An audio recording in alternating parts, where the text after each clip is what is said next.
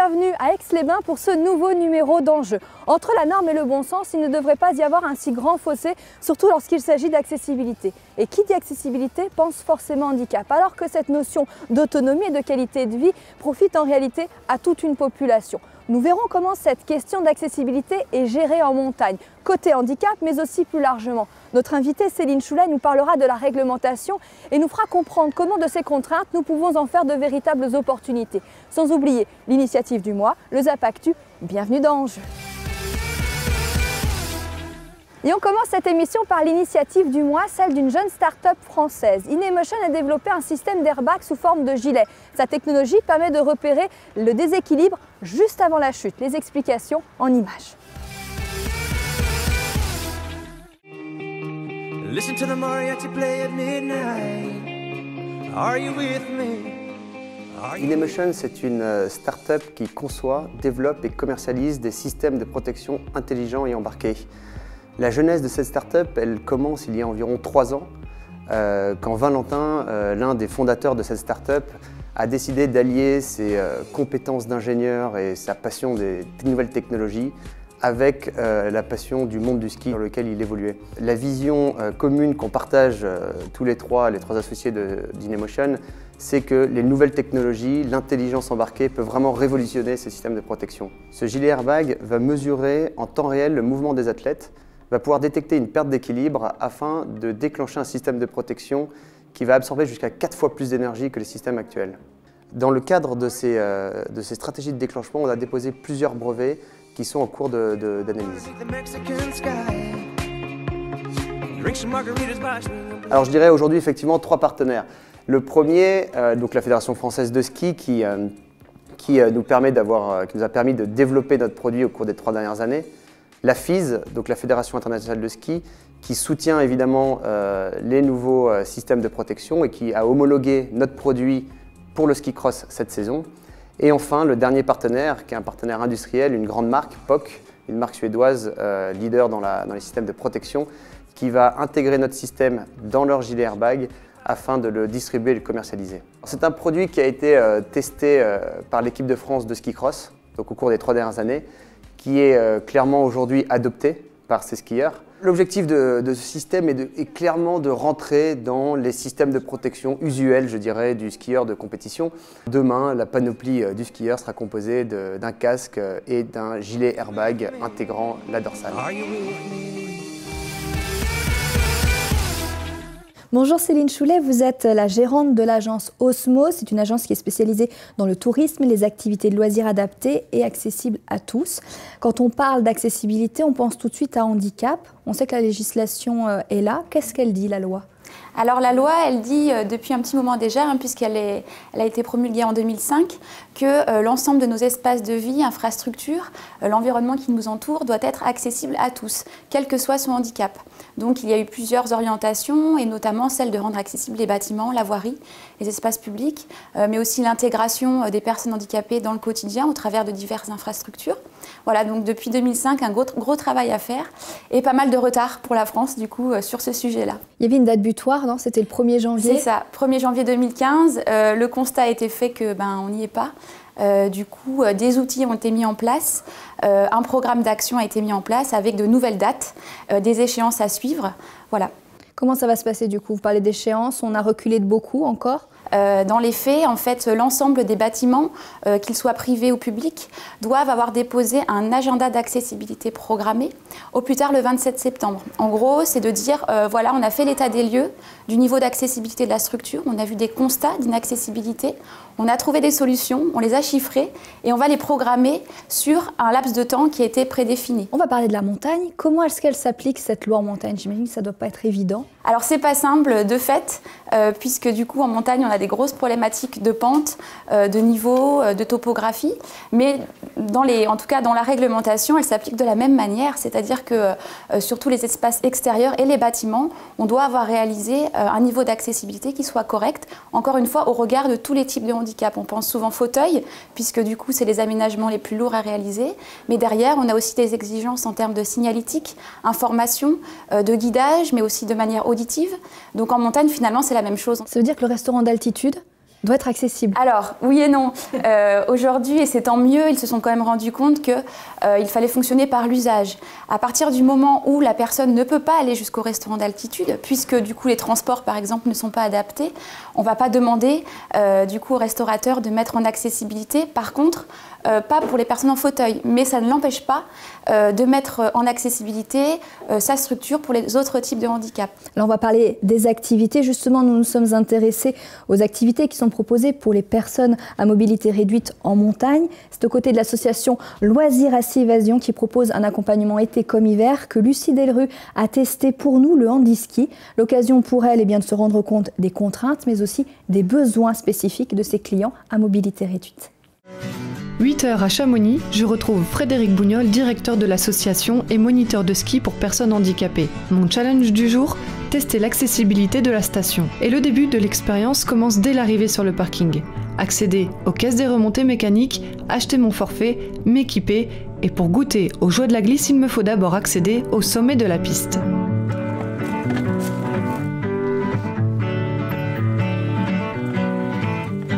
Comment on se situe en France par rapport à tous ces aménagements? En France, on se situe très bien parce que le statut des remontées mécaniques, des gares de remontées mécaniques qui sont des établissements recevant du public, et le statut des remontées mécaniques en elles-mêmes qui sont des délégations de services publics, c'est du transport public.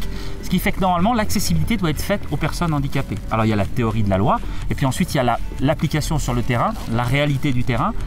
Mais globalement, je dirais qu'aujourd'hui, toutes les stations sont aux mêmes et sont au fait de la pratique du ski assis, du ski pour les personnes en situation de handicap. Le domaine skiable de la vallée de Chamonix, c'est 4 domaines. Ici, on se trouve sur le domaine du Brévent-Flégère à 1975 mètres d'altitude.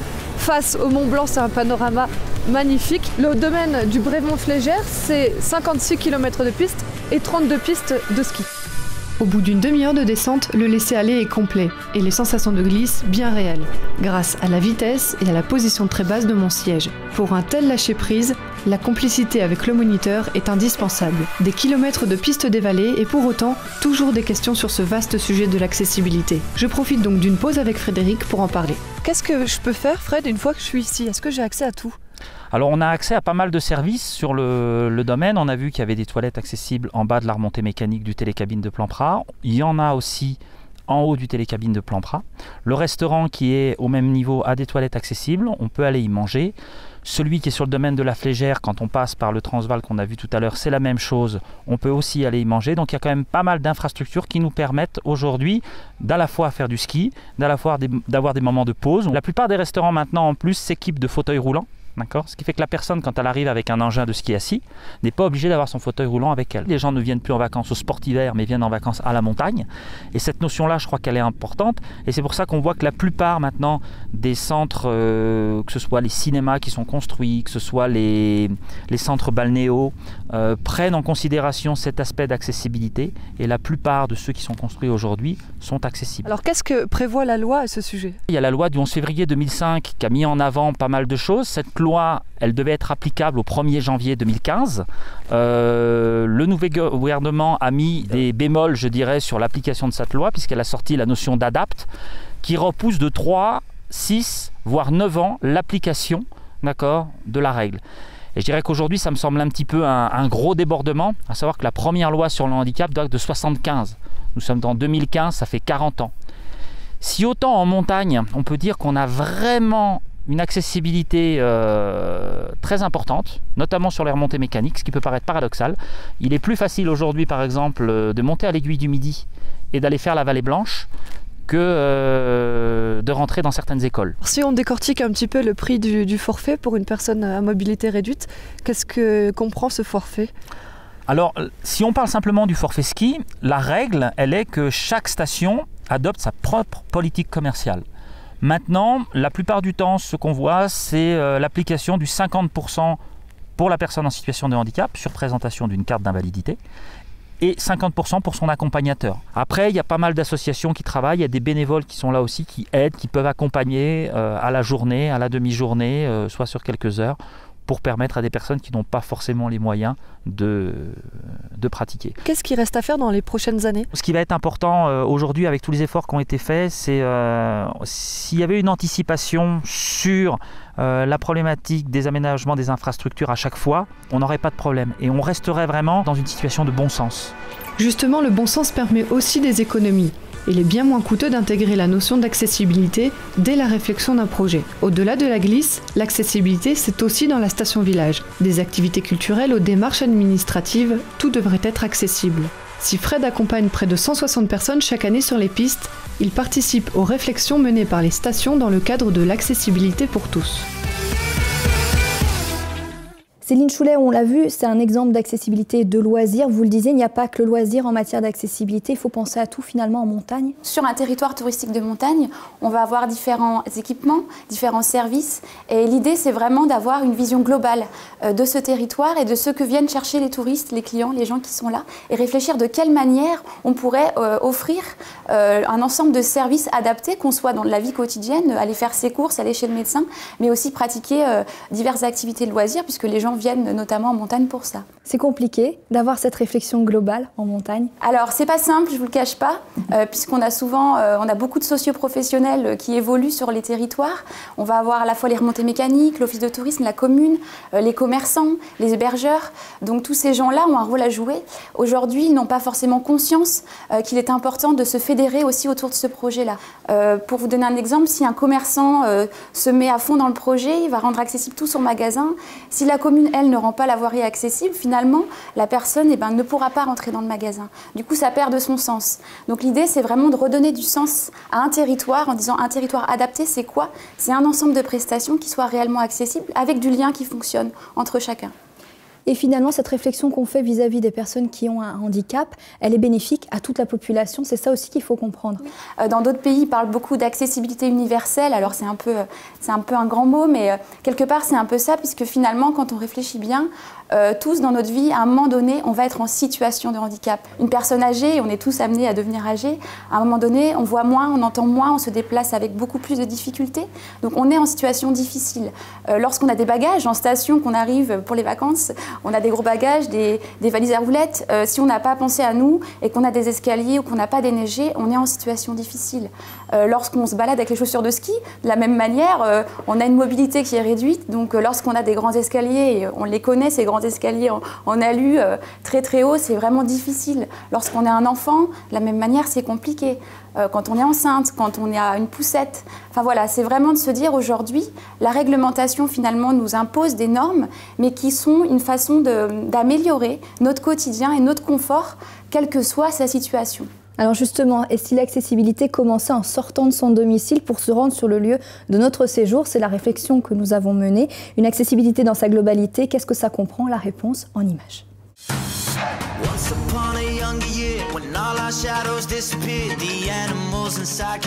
L'image fait sourire, mais rappelle combien les vacances à la neige peuvent parfois devenir le parcours du combattant. Bouchons, intempéries, les difficultés peuvent débuter dès que la porte de sa maison se referme. Sur 11 millions de séjours en France, la plupart des vacanciers choisissent la voiture. Les autres se répartissent entre le train et l'avion. Il y a environ, on va dire 800 000 personnes à 1 million qui viennent en train. Et il y en a peut-être, c'est une estimation, 700 000 à 800 000 qui viennent en avion, essentiellement les étrangers, et là encore essentiellement les Britanniques qui viennent dans nos stations. Et quand on parle de contraintes, voici à quoi elles peuvent ressembler. Imaginez, vous êtes en vacances, en famille, avec vos 2 enfants, un de 10 ans, l'autre de 6 ans. Vous avez loué un bel appartement, 3 pièces, dans une belle résidence de tourisme au 6e étage. Et il est 8h32, vous vous retrouvez avec toute votre petite famille devant l'ascenseur, vous attendez de descendre.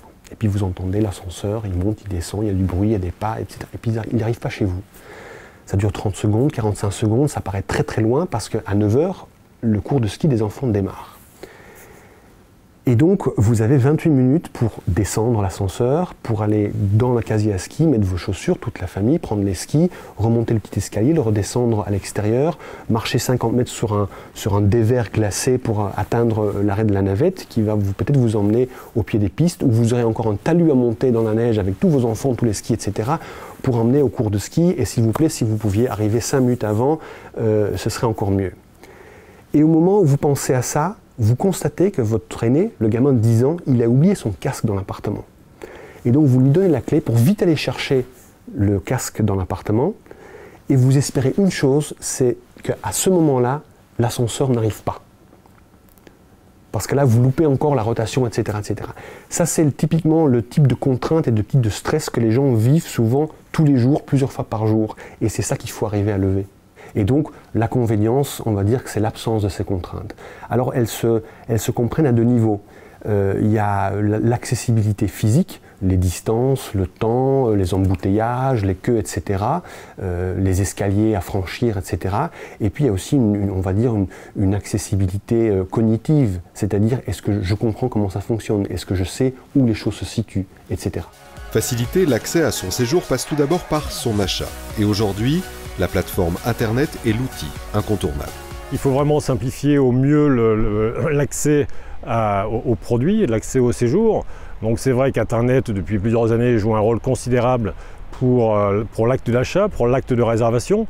Donc la collaboration avec les partenaires sur ce sujet est primordiale. C'est sûr que si les remontées mécaniques, les hébergeurs, les loueurs de ski, les écoles de ski ne travaillent pas ensemble, on va compliquer l'accès à l'offre. Donc le rôle de l'Office de tourisme, c'est de mettre tout ça en concert, de faire en sorte que ces professionnels se retrouvent, se rassemblent et fassent des packages, des tout compris, sur tout au long de l'année, que ce soit en hiver ou en été d'ailleurs, de façon à ce que l'accès à l'offre touristique de Saint-Gervais soit la plus simple possible. Saint-Gervais travaille aussi sur les contraintes qui sont les siennes en tant que station-village. Quand la station est pleine, on passe de 6 000 habitants à l'année à 28 000. Donc il y a 22 000 touristes vacanciers qui se rajoutent aux 6 000 permanents. Donc c'est vrai qu'on a des infrastructures qui correspondent à une ville de près de 30 000 habitants.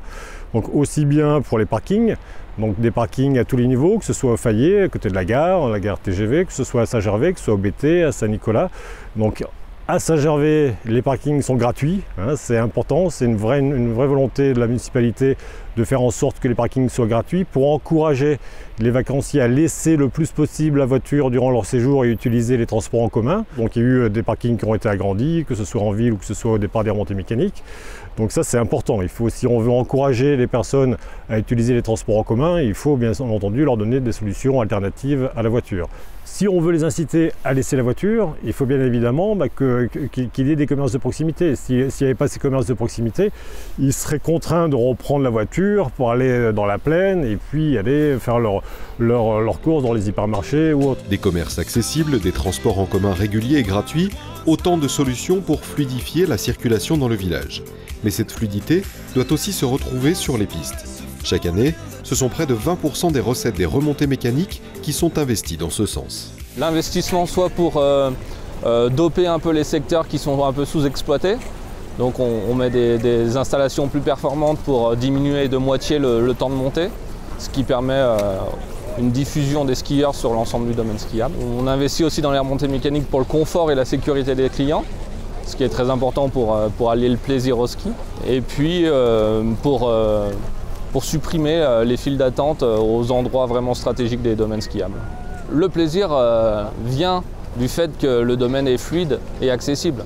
C'est une grande partie du plaisir du skieur, c'est d'éviter la contrainte et de juste skier. Et puis, améliorer son offre, c'est aussi et tout simplement se mettre à la place du client. Si c'est la première fois que j'arrive dans la station, comment je me repère, comment j'enlève le stress de la découverte, à vrai dire. Donc bien sûr, indiquer tout de suite l'école de ski, indiquer les toilettes publiques, indiquer les pistes faciles. On procure aussi des itinéraires pour découvrir facilement la station. Limiter au maximum toutes les petites contraintes qui viennent gâcher le séjour des vacanciers. Un enjeu bien réel pour les stations qui ont tout à gagner, mais surtout gros à perdre.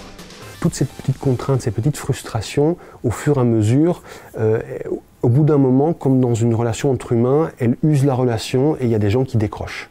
Et une fois de plus, sur ce marché mature, il convient de garder chaque client. Les bronzés font du ski, quand on arrive, on ne sait plus où se garer, il y a de la neige sur la voiture, on a les sacs, les skis, etc.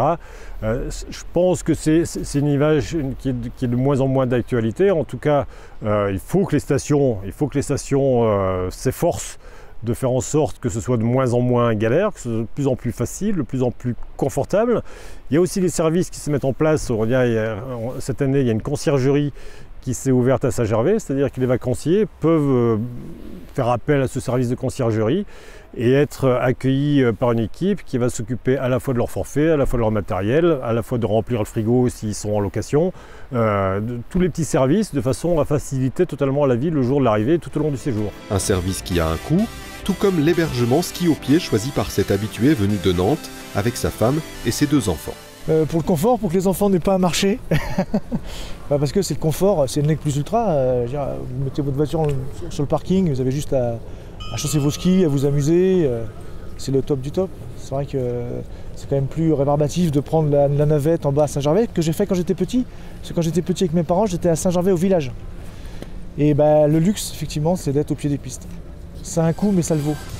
Si la clientèle est prête à faire des efforts pour s'assurer un séjour confortable, elle n'en reste pas moins exigeante et attentive aux moindres efforts de la part de l'ensemble des acteurs de la station.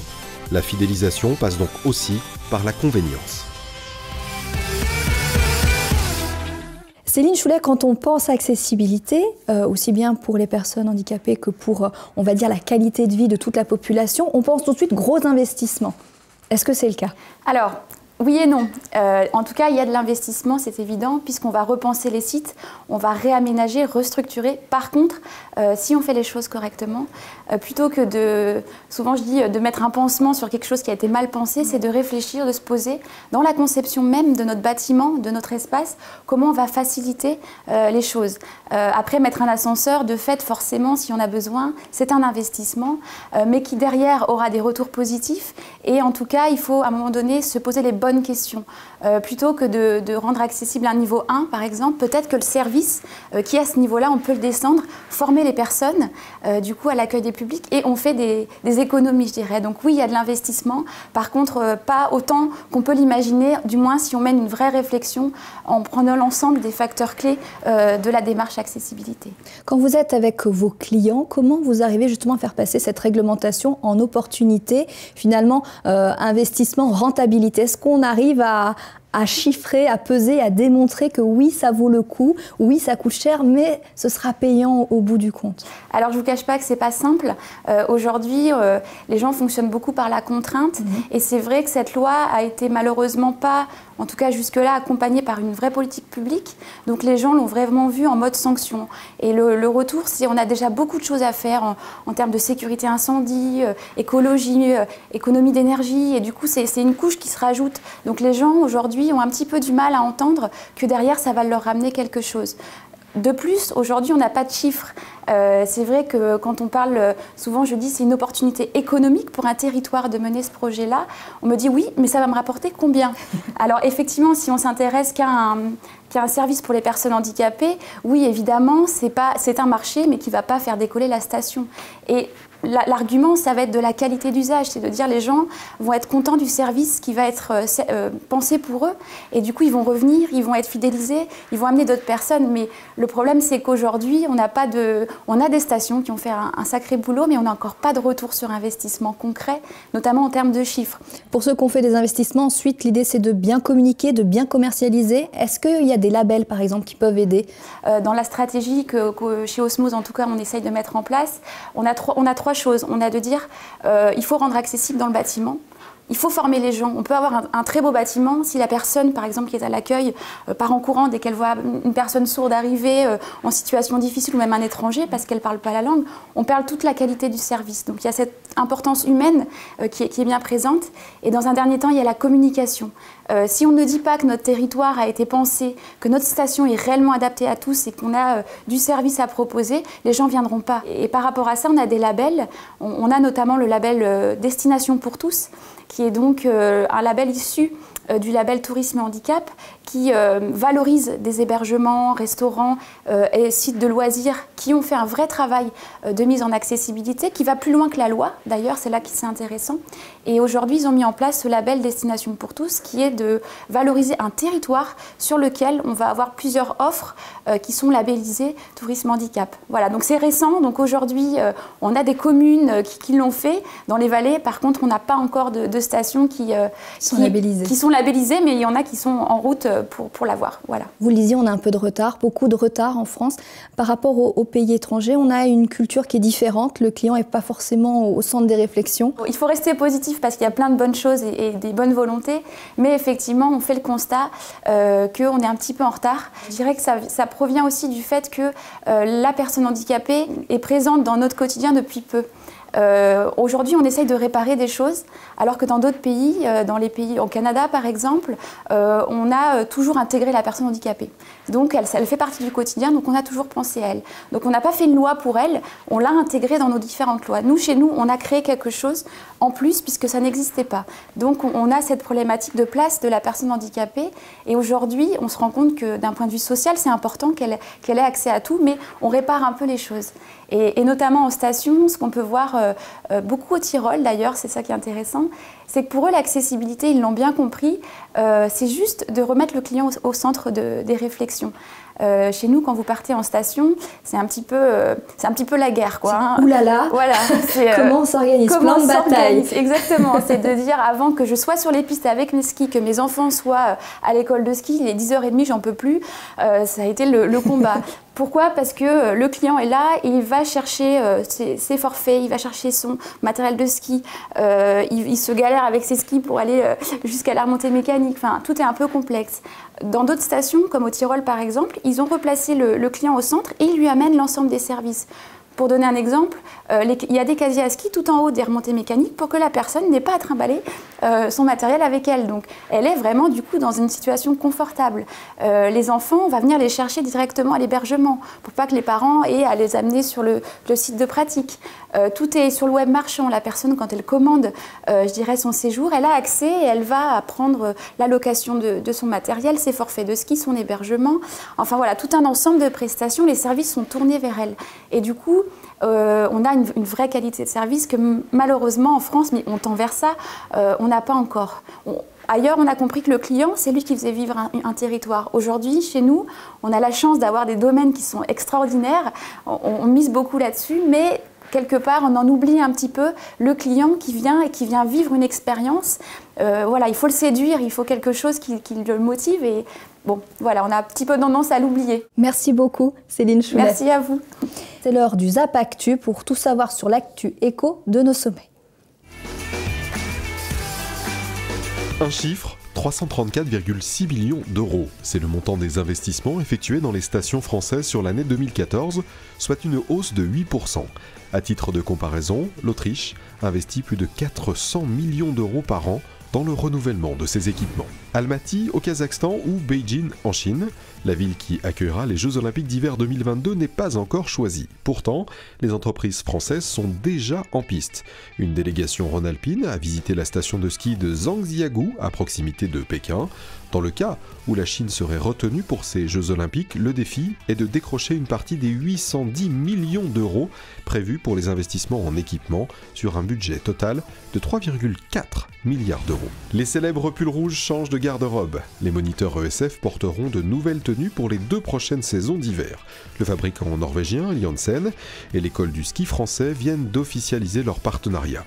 Le challenge, habiller 17 000 moniteurs des 130 ESF et produire par la même occasion 20 000 pièces. La société NP, créée et administrée par les domaines de ski pyrénéens, fête ses 10 ans d'innovation au service des territoires. Leader avec plus de 55% du chiffre d'affaires du massif, NP, c'est 400 km de piste, 8 stations de ski, 1250 emplois directs dans les Pyrénées.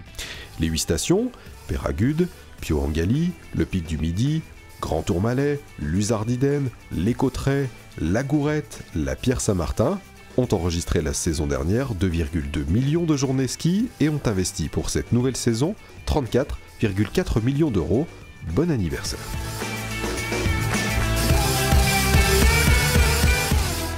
L'émission est à voir et à revoir en replay, n'hésitez pas. Quant à moi, c'est avec plaisir que je vous retrouve le mois prochain sur Montagne TV. Et d'ici là, portez-vous bien.